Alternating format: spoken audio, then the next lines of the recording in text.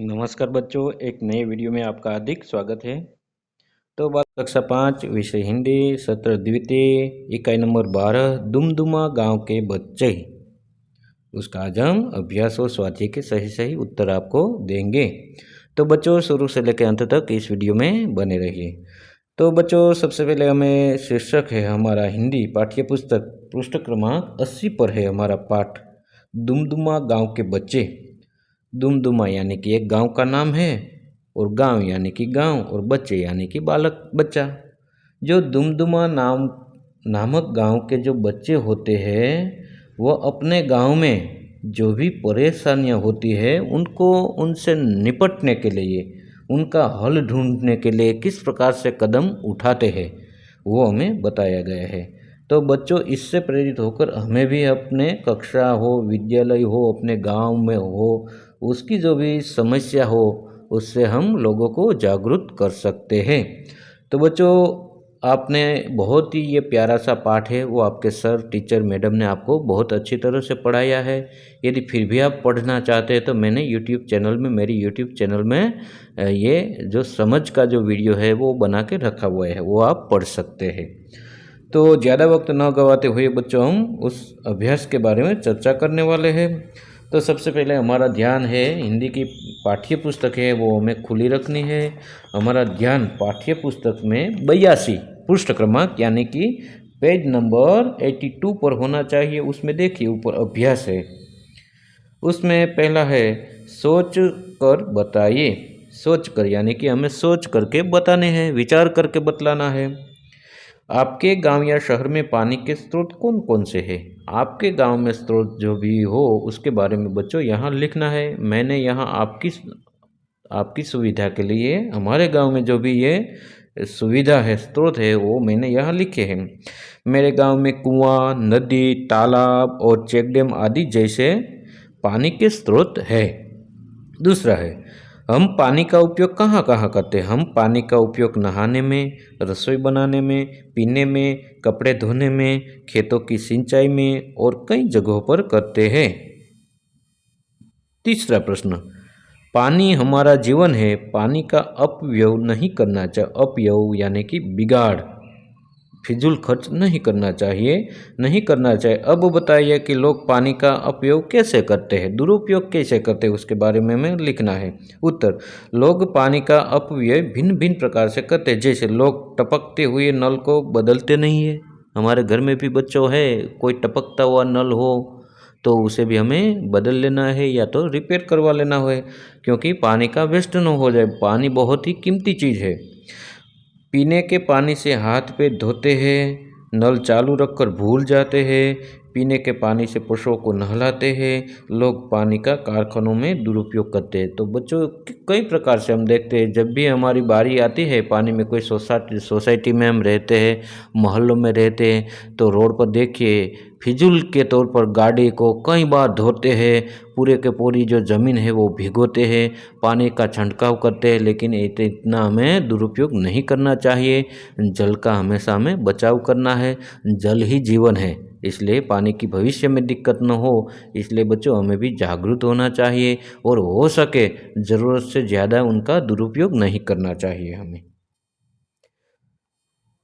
उसके बाद चौथा प्रश्न है पानी का अपयोग न हो इस हेतु आप क्या क्या करेंगे? पानी का बिगाड़ न हो, पानी का उपयोग न हो तो हो इस हेतु में टपकते हुए नल को बंद करने के लिए विनती करूँगा। पीने योग्य पानी का आवश्यकता अनुसार उपयोग करूँगा। पानी का उपयोग न करने के लिए समझाऊंगा। जलाशयों पर सूचनाएं लिखूंगा। एक बार उपयोग किया हुआ पानी किसी और उपयोग में लेना चाहिए। दूसरा प्रश्न है छात्रों को अपने गांव या शहर के नजदीक आए हुए नदी, जंग, परियोजना, चेक डैम या खेत तालाब की मुलाकात करवाइए। कोई बच्चों तालाब होता है, चेक डैम होता है, तो वहाँ एक बार उनकी हमें मुलाकात लेनी है।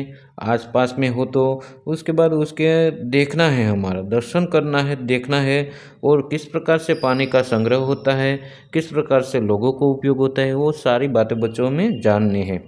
तो छात्र देखे हुए जल स्रोत की चर्चा शिक्षक के मार्गदर्शन में करेंगे और नियमानुसार लेखन करेंगे। जल स्रोत यानी कि जल का जो पानी का जो भी स्रोत होता है, हमें पानी कहाँ कहाँ से उपयोग करते हैं, कहाँ कहाँ से पानी मिलता है, उसे हम जल स्रोत कहते हैं। उसके बारे में चर्चा करनी है हमारे शिक्षक के साथ और फिर उसके बारे में हमें लेखन भी करना है। तो मैंने यहाँ लिखा, नदी हमारा जल स्रोत। नदी में से किसी गांव या कोई कुआं होता है, कोई डंकी होती है, चेक डैम होता है, वहाँ से हमारे गांव में पानी आता हो, कोई नर्मदा का पानी हमारे गांव में आता हो, तो उसके बारे में लिखकर ये कहाँ आता है, किस दिन पर आते हैं, कितने बजे आता है, कितनी देर तक पानी आता है, उसके बारे में हमें बच्चों में चर्चा करनी है। हमारे गांव के पास एक नदी बहती है, उसका नाम है रूपाव। इस नदी पर एक चेक डैम बनाया गया है, उसमें बहुत पानी जमा होता है। यह नदी और चेक डैम हमारी पाठशाला के पास ही है। चारों ओर से पशु पक्षी यहाँ पानी पीने आते हैं। नदी का पानी नहाने और कपड़े धोने के काम भी आता है। चेक डैम का पानी खेतों में सिंचाई के लिए भी उपयोग में लिया जाता है। जब बहुत बरसात होती है तब नदी में बाढ़ आ जाती है। उस समय उसके किनारे के आसपास बहुत हानि होती है। कभी कभी कुछ पशु भी पानी में बह जाते हैं, फिर भी नदी हमारी माता है और पानी हमारा जीवन है।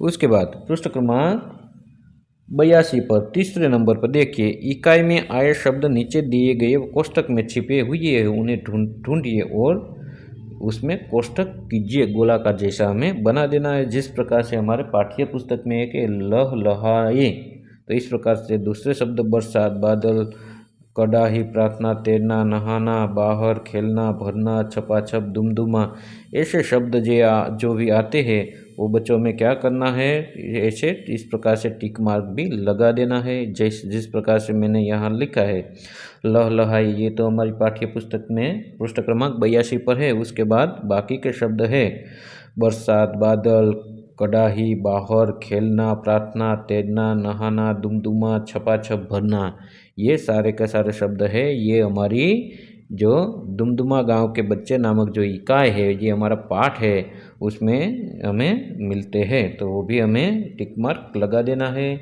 और कोष्टक में ये शब्द भी हमें जो ब्लू अक्षर में लिखे हुए हैं वो लिख भी देना है। उसके बाद हमारा ध्यान पृष्ठ क्रमांक 83 पर होना चाहिए।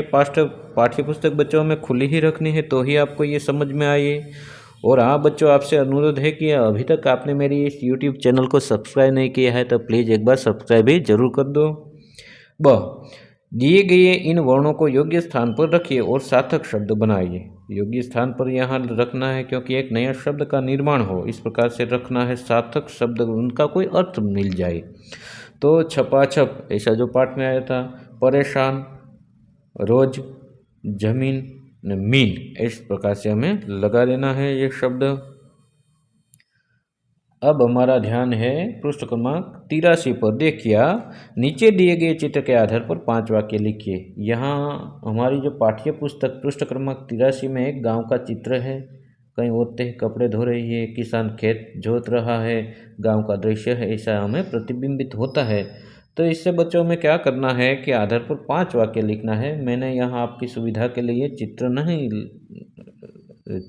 यही लगाया, लेकिन उसका जो डायरेक्ट 5 वाक्य लिख दिए हैं। आप यदि लिखना चाहते हैं तो पाठ्य पुस्तक में पृष्ठ क्रमांक 83 आप देख सकते हैं।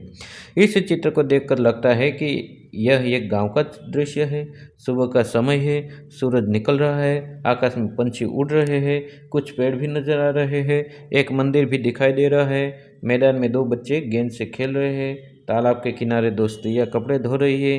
एक बालक खेत के पास खड़ा है। खेत में किसान हल चला रहा है। हल दो बैल खींच रहे हैं।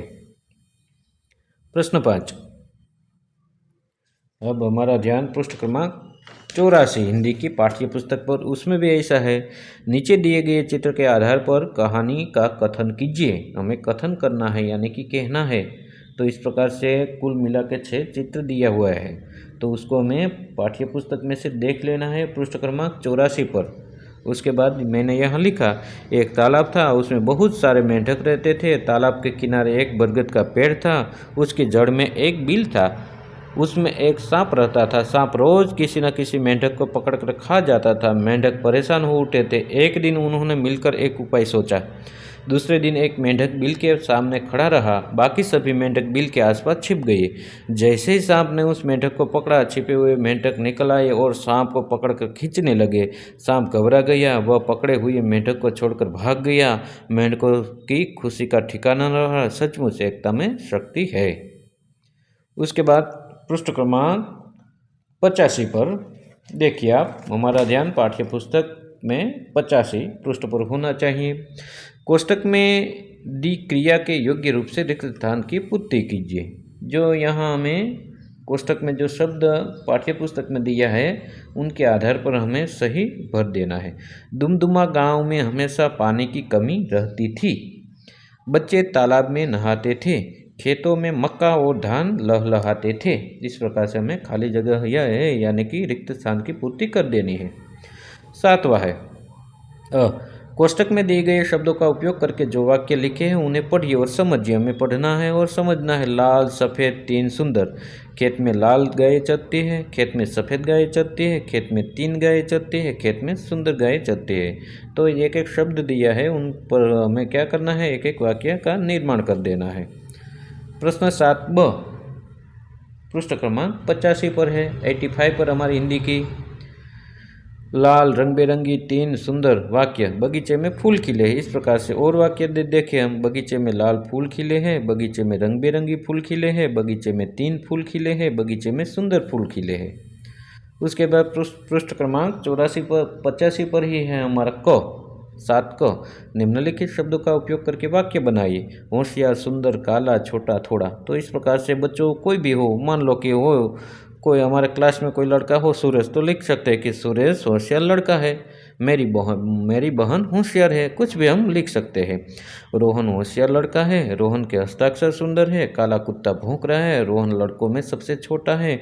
बोरी में थोड़ा चावल भरे हुए हैं। तो देखिए आप, होशियार, सुंदर, काला, छोटा, थोड़ा, इस शब्दों का इस वाक्य में के अंतर्गत ये शब्द आ जाना चाहिए। इस प्रकार से हमें वाक्य बना देना है। उसके बाद पृष्ठ क्रमांक 85 पर स्वाध्याय है।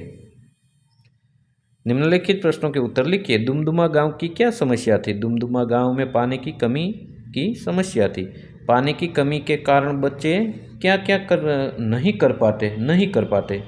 पानी की कमी के कारण बच्चे पानी में खेल और तैर नहीं पाते थे। रजिया ने पानी की कमी दूर करने के लिए क्या उपाय बताया? रजिया ने एक बड़ा गड्ढा खोदने का उपाय बताया ताकि उसमें बारिश का बहुत सारा पानी भर जाए। चौथा प्रश्न है, जमीन खोदने के लिए बच्चे कौन कौन से साधन लाए? जमीन खोदने के लिए बच्चे फावड़े, कुदाले, कुहाड़ी और तसले लाए। तालाब में बरसात का पानी भरने से दुमदुमा गांव को क्या फायदा हुआ? तालाब के पानी से गांव के खेतों में सिंचाई हुई, जिससे खेतों में मक्का और धान लहलहाने लगे। दूसरा है पृष्ठ क्रमांक 86 पर हमारा ध्यान होना चाहिए पाठ्य पुस्तक में। निम्नलिखित वाक्य कौन कहता है? कौन कहता है वही हमें लिखना है। मैं बादलों से प्रार्थना करूंगा रोज बरसो, यह वाक्य बिल्लू कहता है। बादल रोज कैसे बरस सकते हैं? यह वाक्य महिमा कहती है। क्यों न एक बड़ा सा गड्ढा खोदे जिसमें बारिश का खूब सारा पानी भर जाए, यह वाक्य रजिया बोलती है। तीसरा है, निम्नलिखित शब्दों को शब्दकोश के क्रम में लिखिए। तो शब्दकोश का क्रम बच्चों में आना चाहिए। सबसे पहले स्वर आते हैं, उसके बाद व्यंजन आते हैं। तो देखिए, तो स्वर तो यहाँ है नहीं। स्वर कितने हैं बच्चों? 11 है हमारे। अ, आ, ई, उ, रू, ए, ऐ, ओ, औ, अम, अह। उसके बाद क्या है? व्यंजन है बाकी के। तो देखिए, कडाही, छपाछप, दुमदुमा, बादल, लहलहाई, इस प्रकार से शब्दकोश के क्रम बैठते हैं। प्रश्न चौथा, गुजराती में अनुवाद कीजिए। हमें क्या करना है? हिंदी का गुजराती कर देना है बच्चों। गुजराती में अनुवाद कीजिए। पहला, बच्चे पानी में खेलना चाहते थे। बाળકો પાણીમાં રમવા ઈચ્છતા હતા। પાણી से खेतों की सिंचाई होती है। પાણીથી ખેતરોનું સિંચન થાય છે। बारिश के पानी से तालाब में पानी भरा। वरसादના પાણીથી તળાવમાં પાણી ભરાયું। चौथું, बच्चों ने पानी की कमी दूर करने की सोची। बाળકોએ પાણીની તંગી दूर કરવાનું વિચાર્યું। एक दिन बच्चे खेल के मैदान में इकट्ठे हुए। एक दिवस बाળકો रमतના मैदाનમાં ભેગા થયા। प्रश्न 5 पृष्ठ क्रमांक 86 पर है। निम्नलिखित शब्दों में से कोष्टक में दिए गए शब्दों के समार्थी शब्द लिखिए। तो बच्चों क्या करना है हमें? जो कोष्टक ऊपर दिए हैं उसमें शब्द है उपासना, दुखी, युक्ति, वर्षा, स्तुति, वारी, व्याकुल, तरकीब, बरसात, नीर। उसमें से समार्थी शब्द प्रार्थना को क्या कहते तो कि उपासना भी कहते हैं, स्तुति भी कहते हैं। इस प्रकार से हमें समार्थी शब्द लगा देना। उपाय यानी कि युक्ति, तरकीब पानी, वारी नीर, बारिश बरसात वर्षा, परेशान दुखी व्याकुल। तो इस प्रकार से हमें दो समार्थी शब्द लिख देने हैं। प्रश्न 6, आपके गांव, मोहल्ले, आसपास या स्कूल में भी कोई ना कोई समस्या जरूर होगी, पता कीजिए और लिखिए। प्रश्न 1, वह समस्या क्या है? हमारे मोहल्ले की समस्या है कि पीने का पानी साफ न आना। वह समस्या क्यों है? हमारे शहर में कारखानों का पानी हमारे शहर की नदी में छोड़ा जाता है और उसी नदी पूरे शहर को पीने का पानी मिलता है। तीसरी है, वह समस्या किस प्रकार दूर हो सकती है? वह समस्या दूर करने के लिए कारखानों का पानी नदी में छोड़ना बंद करवाना चाहिए और पानी को शुद्ध करने के लिए शुद्धिकरण प्लांट लगाना चाहिए। चौथा, उस समस्या को दूर करने के लिए तुम और तुम्हारे साथी क्या योगदान दे सकते हैं? उस समस्या दूर करने के लिए मैं और मेरे साथी हमारे शहर के नगर सेवक से मिलकर हमारी समस्या बताकर उसे दूर करने के लिए मदद मांग सकते हैं। छठा, ख, इस समस्या के बारे में अपने सरपंच, नगर सेवक को पत्र लिखिए। हमें पत्र लिखना है तो बाईं ओर देखिए आप कि जो जिसे हम लिखते हैं उसका एड्रेस होता है। तो प्रेषक धौलापुर के ग्रामजन, दिनांक 25/3/2021, प्रति मान्यवर नगर सेवक महोदय, धौलापुर। विषय मोहल्ले में पीने का साफ पानी पहुंचाना। तो पत्र लिखा हुआ है ये यहाँ। आपसे सविनय निवेदन है कि हमारे मोहल्ले में पीने के लिए जो पानी आता है वह अत्यंत ही गंदा होता है। पानी का शुद्धिकरण किए बिना ही पानी छोड़ा जाता है। हमारा शहर के कारखानों का गंदा पानी नदी में छोड़ा जाता है जहां से हमें पीने का पानी मिलता है। पानी में से बदबू आती है। गंदा पानी पीकर लोग बीमार हो रहे हैं। अगर लंबे समय तक ऐसा चलता रहा तो गंदे पानी से होने वाली बीमारियों से लोग परेशान हो जाएंगे। अतः आपसे निवेदन है कि कारखानों का गंदा पानी नदी में छोड़ने की अनुमति न दे और हमारे मोहल्ले में जहाँ से पीने का पानी छोड़ा जाता है वहाँ पानी का शुद्धिकरण करने के लिए व्यवस्था की जाए। पीने के लिए साफ पानी मिलना हमारा अधिकार है और हमें इस अधिकार से वंचित न रखा जाए। और हमारी यह समस्या दूर करने के लिए आप जल्द से कुछ ठोस कदम उठाएं, यही निवेदन है। तो बच्चों, ये था आज का वीडियो। ये वीडियो आपको कैसा लगा? यदि आपको इस वीडियो अच्छा लगा तो वीडियो को एक लाइक कर देना, एक प्यारा सा कमेंट कर देना और अपने दोस्तों को भी ज़रूर शेयर करना। और दोस्तों, अभी तक आपने मेरी इस YouTube चैनल को सब्सक्राइब नहीं किया है तो प्लीज़ एक बार सब्सक्राइब जरूर कर देना, क्योंकि बच्चों इस चैनल में मैं कक्षा 5 से 8वीं के बच्चों के लिए गुजराती, हिंदी, संस्कृत के कोई पाठ की समझ हो, कविता की समझ हो, स्वाध्याय के प्रश्न हो, अभ्यास के प्रश्न हो, स्वाध्ययन पोथी सॉल्यूशन हो, सभी मैं इस चैनल में डालता हूँ। तो प्लीज़ और वीडियो की भी आप ज़रूर मुलाकात लें। तो बाय बाय दोस्तों, मिलते हैं अगले वीडियो में। नमस्कार।